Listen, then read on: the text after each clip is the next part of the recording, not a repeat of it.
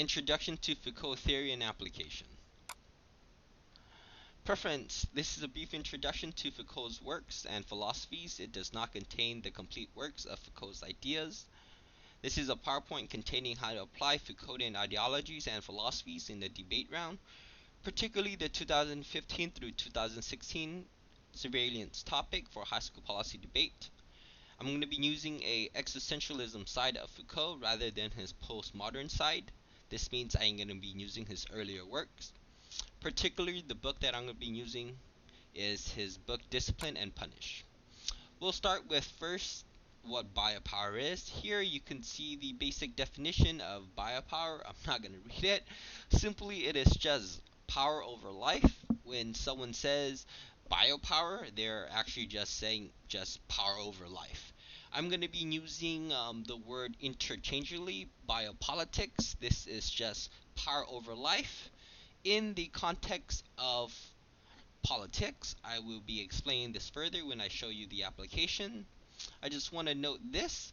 Biopower is not either good or bad. It's just a description of how people interact with other people in government. Note Foucault is partly a sociologist, and his examination of social structures and institutions is within what he describes as biopower. So we're going to get to what a power relationship or a power dynamic. This is how power or biopower is used. The example I'm going to give here is the red plus is the government, the minus is you. This can also be plus, can be the school, the minus can be you, the plus can be your parents, the minus can be you. Okay, there exists a field. The field can be a medium or an institution. Okay. What happens here is that power is exercised. You can see the arrows from one entity to another. It influences you. Okay, so when I say your parents influence your decisions, they are acting, they're exercising power over you, like the picture here. So in terms of this year's debate topic of surveillance, the institution that we're going to use is surveillance. So here, the minus is you, the plus is the government, and the arrow of how they're interacting with you is the surveillance topic. Alright, we're going to start with the basic idea of being. This is the existential side. The question that I beg to you is, who are you? How did you come to who you are? And who are you going to be? So, we'll start with a existential question of you are born and you are nothing. So when you're born, you're essentially nothing. You're just thrown into the world. You are a blank slate. You are just a baby. You know nothing. You are nothing.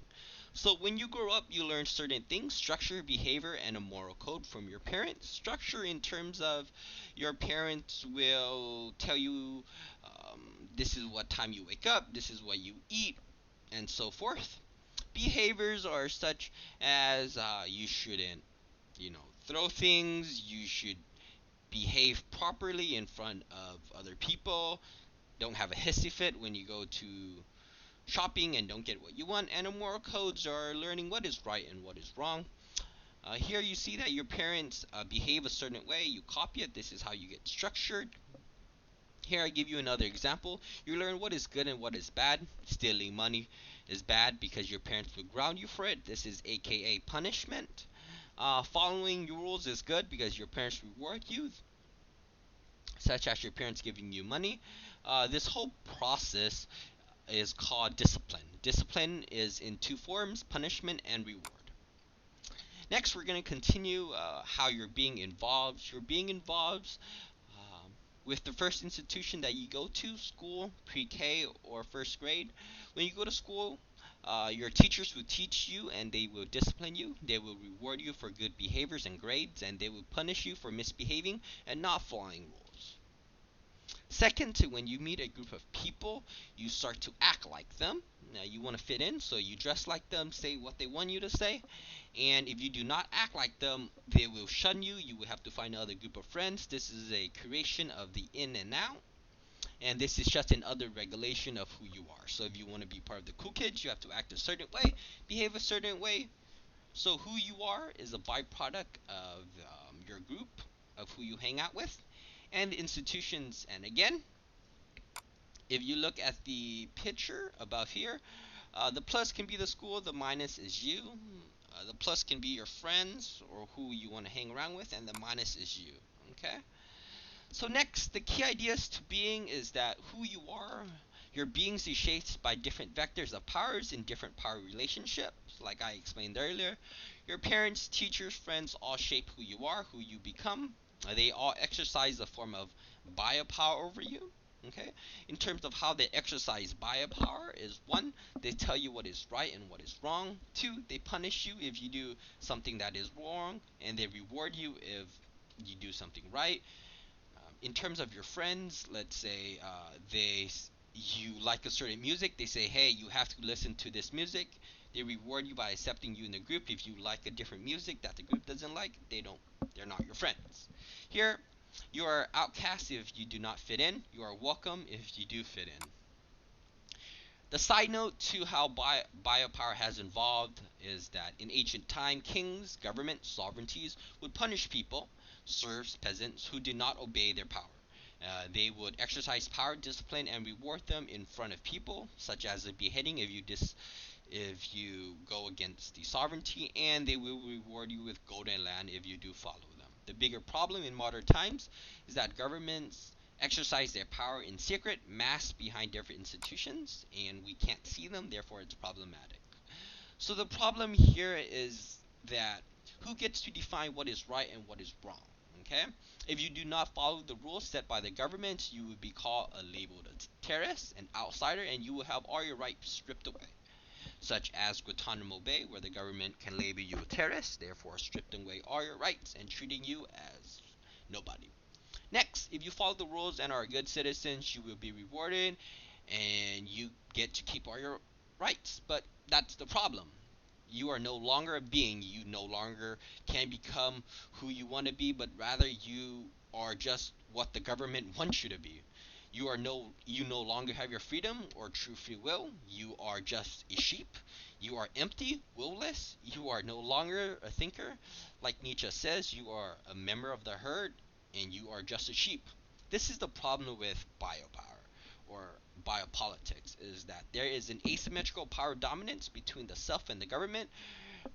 In modern times, the individual is no longer an individual because they are just a sheep that is part of the herd that wants to listen to the government. If not, they are labeled a terrorist and get in the way. So, in debate, biopower, biopolitics have three certain impacts. Here you have them here. Biopolitics justifies war and promotes war. Two, it causes racism and sexism. Next, it allows for mass genocide and social genocide. Here you could read the cards if you want. Next, the problem is that biopolitics, the critical side of it, is the Descartes and Foucault's free will. So the assumption that is working here is that people only have real value when acting on their own impulses and desires. So the question is, how do we define a criminal?